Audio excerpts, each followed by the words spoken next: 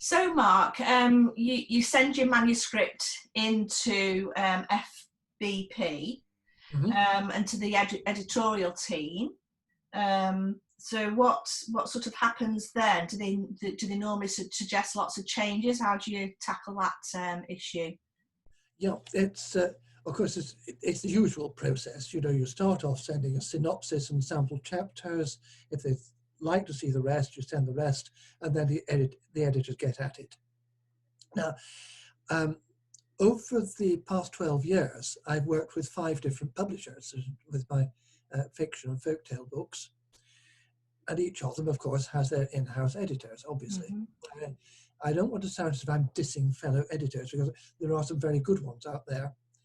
But some publishers seem to employ either incompetents who miss errors that authors have to detect themselves unaided and then amend during revision, or bossy types who tell you how you ought to write and are evidently not writers themselves.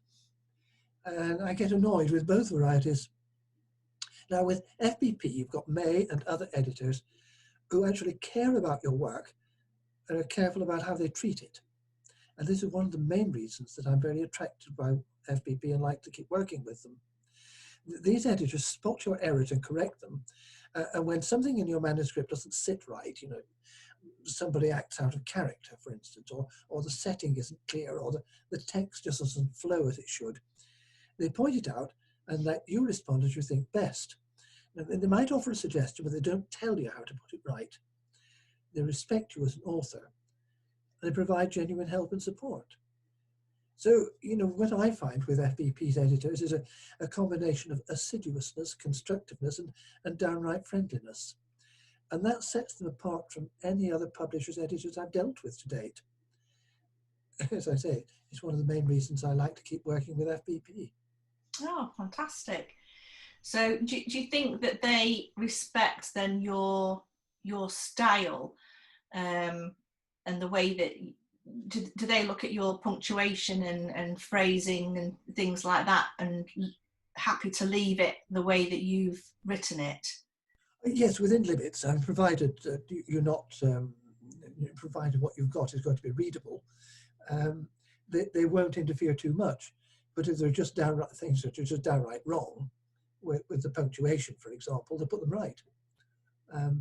I hope, to say I'm an editor, I hope to goodness I don't make too many spelling, grammatical and punctuation errors. And apparently I don't. They describe my manuscripts as clean, free from mechanical errors. It's funny because I've written a book myself and had a friend who edited it, looked at it and put a lot of punctuation into it. And then when I sent that in, that came back as it's peppered with punctuation. So.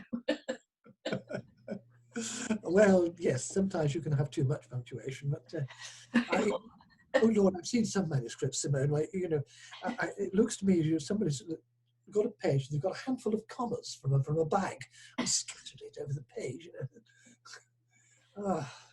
Really. So that took a bit of reworking for me to actually take the peppering of punctuation back out. Some people could overdo it a bit. Well, my big learning curve with that is just to send it in, write and send it in, and let them do whatever they want to do with it. A job, yes, quite right. Oh, lovely. Thank you very much, Mark.